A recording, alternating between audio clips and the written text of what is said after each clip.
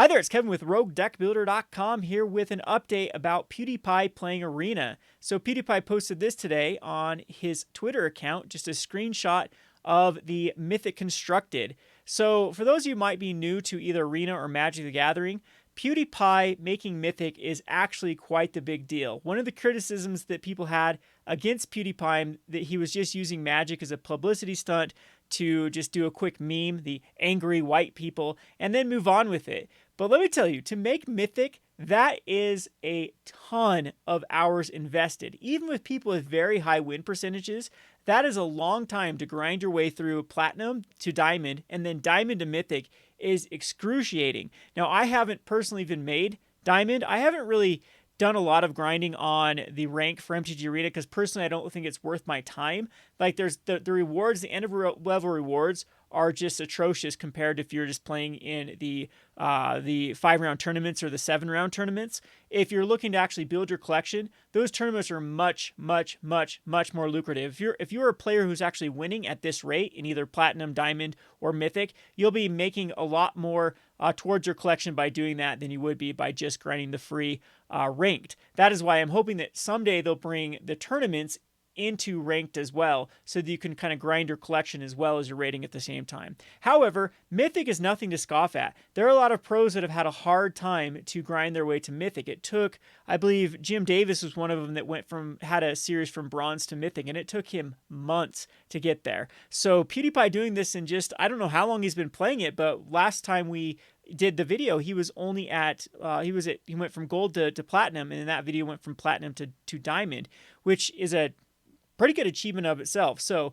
it shows me that Pewdiepie is very invested in Magic the Gathering, and that is probably not sitting well with the old guard. So Twitter's been quite quiet. In fact, the usual murmurings in the community have been very quiet about Pewdiepie, and I think it's because they've started to see that the eyes that Pewdiepie got to the game were incredible, and there have been a lot more people already complaining about the queue times for Magic Arena, which probably has to do with more people actually picking up the game, that there's a little bit of server lag. I noticed that as well, and that, I mean, what is the big variable that's happened since the start of this week? It's Pewdiepie actually playing and promoting the game. I've had a ton of people reach out, ton of people comment saying that Pewdiepie's video got them to pick up Magic or got them interested in playing it.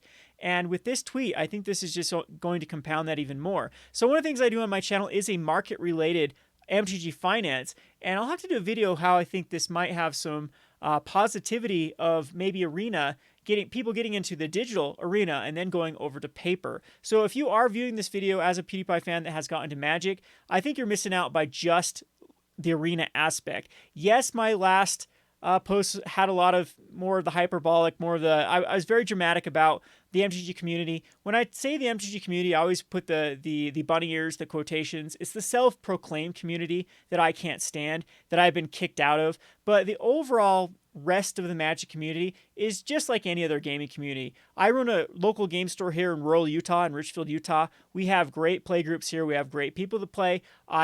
Before I opened the store, there was a store here before. We had great play groups. Before I lived here in Richfield, I lived in Salt Lake City, the greater Salt Lake area, for about 10 years and cultivated a ton of friendships, traveled with a ton of friends to various Grand Prix events. I even made a pro tour, made a lot of friends on that. So the greater community is actually very it's like any other gaming community. It's got its bad parts and its good parts, but my experience with the gaming community was overwhelmingly positive. When I started to really butt heads is when I became a public figure. I had started to get sponsorships and then started actually meeting people at the higher echelons of the Magic the Gathering scene. And when I talk about community, again, like I said, it's a lot of the writers, a lot of the pros, and a lot of the self-proclaimed community that I just absolutely cannot stand, because they are just extremely on the left. And what I mean by the left in that way is just the outrage culture. Maybe I shouldn't call it. A lot of people, there's a difference between left-leaning politics and outrage culture, but a lot of times it is pretty synonymous.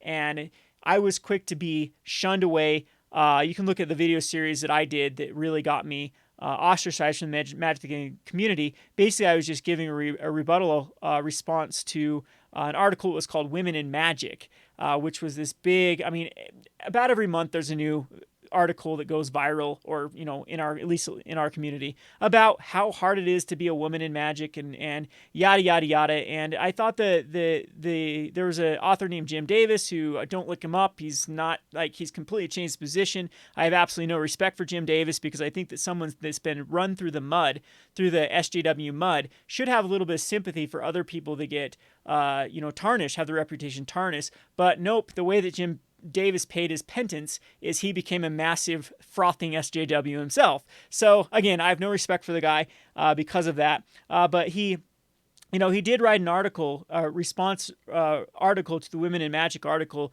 basically saying, can we treat people as people? So I did a response video as well, because Jim Davis was absolutely crucified for releasing that article, to the point that Star City Games had to take it down and post an apology, because some of the more vocal feminists in the Magic the Gathering community were threatening to boycott Star City Games. And so for optic reasons, they took the Jim Davis article down. They kind of let him go for a while. He went into hiding for about, I would say, a good 4 or 5 months before he started popping back up. And of course, with the musical chairs that happens in the Magic industry, I believe Jim Davis is now working with my old place where I got started, with Gathering Magic. So anyway, there's a long history with that, but I made a whole response video. You can go find it in my YouTube articles. I believe it's called More Hostility in the Magic the Gathering Community, where I was just saying, hey, we shouldn't be crucifying Jim Davis for writing his own opinion piece about an article. That people should be allowed to have opinions, and I thought that it was very tame. The response that Jim Davis, he danced around the issues, and it was maybe not the most well thought out article, but at least it was worthwhile for people to read it. However, nope, the Magic the Gathering community, that was a response. They had to completely crucify a person, ostracize a person for having a differing opinion. So again, that's where I've been coming with. So that's cool. We're now here with Pewdiepie, and it's quiet. No one, not the usuals, are on Twitter responding to this, or responding. They've all become silent since then. I've stopped getting screenshots of people, complaining about Pewdiepie being able to show the video on Wizards of the Coast, not responding, not banning his account immediately, or making a response video. And there's a pretty cool discussion, actually, if you scroll down here on the Twitter account. Dankula, who's also a Magic player, also someone who has been ostracized by outrage culture, has a little chat with Pewdiepie. We have Boogie2998, another person that's been attacked by Wizards of the Coast, respond about how, hey, if you keep going, maybe you could actually make a Mythic, because the way that the invite is, how they invite a person is, if I believe they're the top 8 of the Mythic. So if they're top 8 ranked, they get an invite. Maybe it's even higher than that. I can't remember again, I've been just so out of the Magic competitive scene. A little bit about me, I have made a Pro Tour, which is the highest level of play. I actually, day 2 the Pro Tour did absolutely awful on day 2, but it's not my fault. They had a bar on on site. That's a bad bad combination on day 2 when you're not running hot. Anyway, so again, this is pretty commendable, coming from someone that's a competitive player, or used to be a competitive player, about hitting Mythic even in Arena. So yeah, it's very, very surprising that, like I said, the old guard is extremely quiet, and we haven't had usually when the outrage gets started, we get the full pitchfork treatment. We get the entire, everyone digging up all of the evidence against Pewdiepie being a racist, a misogynist, a homophobic, etc., everything like that. And then Wizards eventually joins the discussion, and then sometimes it blows over at that point. Sometimes it ends with someone being banned, and I'm surprised though they haven't actually addressed this. Again, I think that Wizards is finally, Hasbro's put on the big boy pants and said, hey, Wizards of the Coast, don't touch this one. So anyway, that leads us to kind of what I'm showing here with Reddit. Reddit, if you go over to the Magic TCG, we have the Magic TCG, which is the main Reddit site, still locking and deleting all Pewdiepie related content. But I was very surprised about this, and I highly suggest you come over to the Magic Arena subreddit and actually give them a sub, because this is quite commendable. So someone did post a thing about Pewdiepie apparently hit Mythic and MTJ, and it started a discussion. And here, before Pewdiepie got into the top 8, and got invited to Mythic Invitational. The community went nuts, so it's someone kind of poking fun. And then you see a bunch of these remove.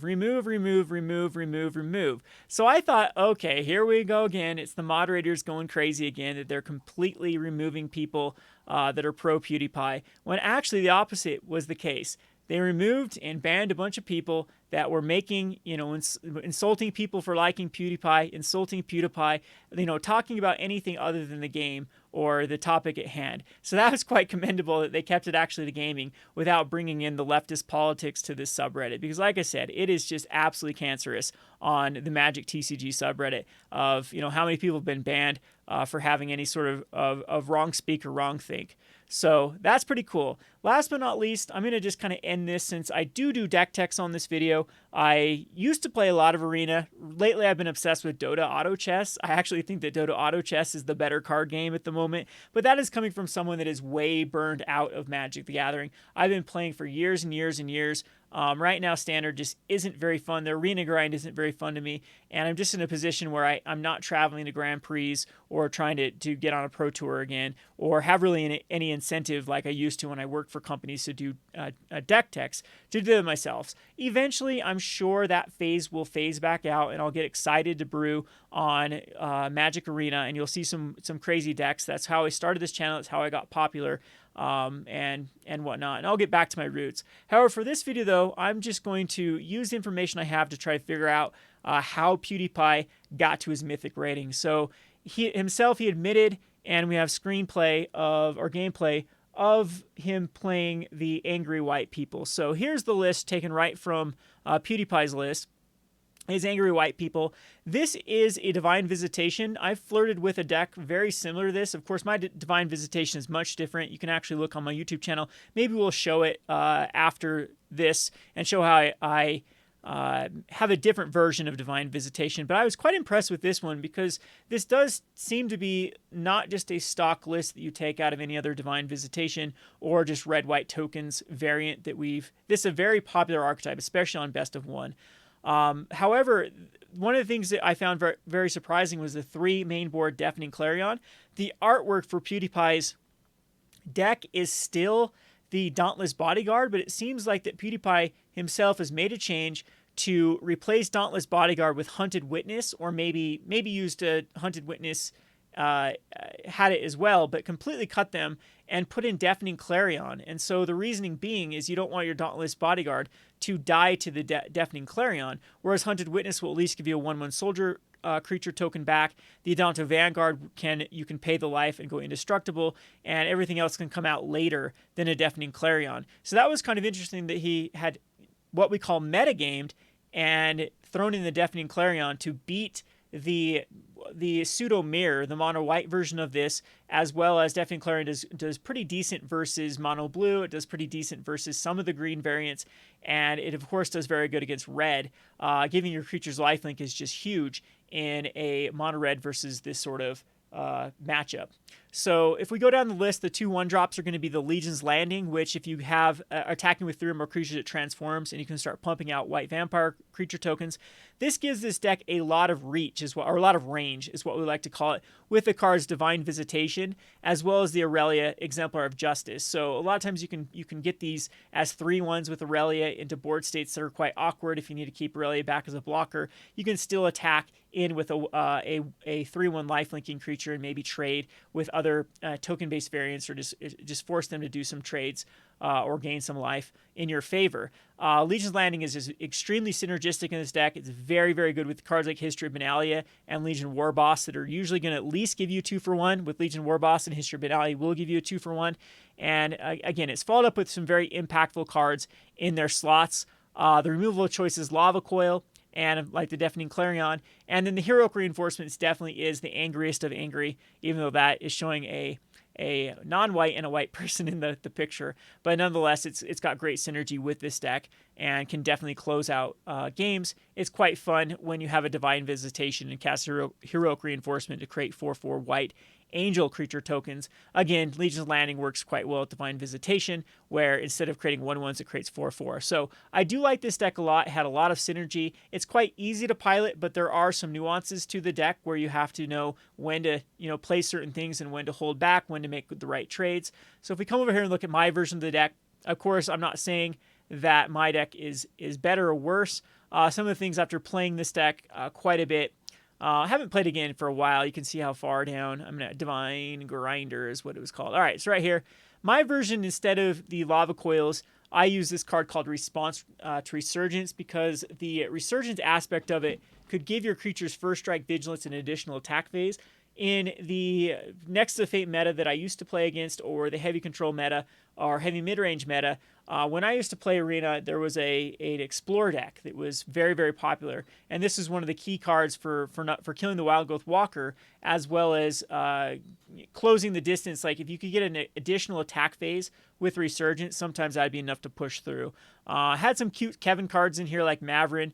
I don't know many other people that play Maverin, but I mean, it does work off the Adanto Vanguard. I too went with Hunted Witness, Legion Landing, but Tocatli Honor Guard was mainly in here to cause Enter the Battlefield triggers not from triggering. But all in all, this is quite similar of a deck. The mana base was the exact same. I think I was a little bit heavier on land count than Pewdiepie was running, but nonetheless, it's pretty much the exact same deck. So it's kind of funny that was my deck that I grinded all the way to Diamond with, and then gave up last season. And it looks like that's exactly what Pewdiepie did, went to Diamond with this sort of list as well.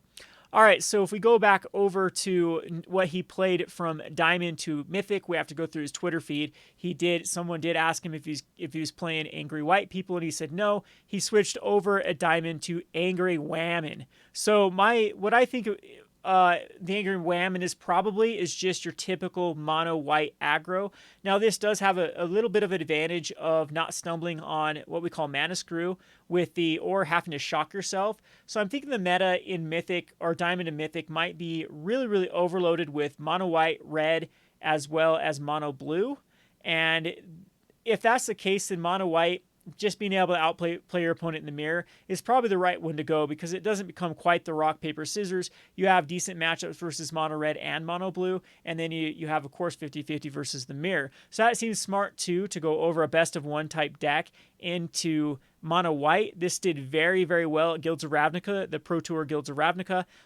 Very similar build to this one. There have been some upgrades through the Ravnica Allegiance. So I'm assuming it's going to have the Dauntless Bodyguard. That's a Waamen, as well as the Sky Marcher Aspirant. The Snubhorde Sentry are usually in these type of decks because you are flooding the board out with a lot of creatures, and the 0/3 turns into a 3/3. The Legion's Landing, of course, is going to be a staple in all of these, whether you go into Selesnya, whether you go into Orzhov, whether you go into Boros or Mono White. Legion's Landing is one of the most powerful cards. It gives you that range against mid-range and control. So then the 2-drop slot can be a little bit debated of what you run. Usually it's a Adanto Vanguard, because this card still does really good against Kaya's Wrath. And then cards like Tithe Taker do very well against both a Deafening Clarion and the Kaya's Wrath, setting him back a turn. And it's also pretty good against Settle the Wreckage, making that a 5-drop rather than a 4-drop. So sometimes these are 4s, sometimes these are 4s, and the other one's a 2. The Benlish Marshal is usually in this particular list to pump up your littler creatures. The 1-drop can also have things like Healer's Hawks or Rustwing Falcons. There's a lot of things you can put in the 1-drop slot. Most of the decks now are running either Unbreakable Formation or a card like Pride of Conquerors to be another pump spell. This one seems to have the nod because it allows your creatures to get indestructible against like a Deafening Clarion or Kaya's Wrath. And if you want to cast on your main phase, then it ends up being like just another Venerated Loxodon by pumping up all your creatures and making them indestructible for that turn. Of course, one of the most powerful cards in the deck is History of Benalia. It's one of the only reasons to be playing these white variants, is this card is so strong. There are very few versions that don't run a card like History of Benalia. It adds to your Ascend count if you're playing the Snubhorde Sentry, and just a very, very powerful card. Conclave Tribunal is the only removal spell in the deck because you want to be slamming your creatures as quickly as possible. And this one ends up being a free spell a lot of the times on turn number 3. Turn number 1, you cast 1 card. Turn number 2, you cast 2 more creatures. Turn number 3, you pop down another creature, tap them all, and Conclave Tribunal. Happens all the time. Then he locks it on 2, becomes a pseudo free spell and pumping up your creatures and leaving back a 4/4. So again, this is my assumption of what Angry Waamen is. Could be wrong. There could be different lists, or PewDiePie could have taken his own take on the deck. Either way, though, this is a very, very popular deck. A good resource for looking at the current meta is a site called MTG Goldfish. I highly recommend it for those of you that are new to look at it for both price and the current meta. A little bit of disclaimer: I actually don't really like the ownership and leadership at MTG Goldfish. It's just that clutch of a site that, of course, I'm going to use it because it's the best out there, and I think you should too. Anyway, I think that's all we have for it. It's quite exciting that PewDiePie was able to make that Mythic, and the way he did it, it's commendable. And it also, looking through his video, seemed to be pretty decent overall. Of course, there was some not really play mistakes, but things that could have been done more properly. Watching over the video, I'm notorious on stream for making absolutely horrendous play mistakes. I'm not the best person to be able to engage with my fans as well as think of the game. I'm much better player off camera than I am on camera. But again, one of these days I'll get back to doing it. Maybe I'll get back to streaming. Maybe I'll just quit the game for Dota Auto Chess. We'll have to wait and see what ends up happening. But nonetheless, this has rejuvenated me a little bit from Magic to see someone as popular as PewDiePie bring a lot of new people, a lot of the more sane people. You know, if they're a PewDiePie fan, they're not going to be foaming at the mouth. Well, let's hope they're not going to be foaming at the mouth, rabid with telling me how problematic of a person I am, or that I can't share my experiences or whatnot. So anyway, yeah. So all of you that have subscribed, thanks for the subscription. Hopefully my channel is a good resource to you. And again, I'm excited to show you some brews in the future. This has been Kevin with Rogue Deck Builder. Thanks for watching.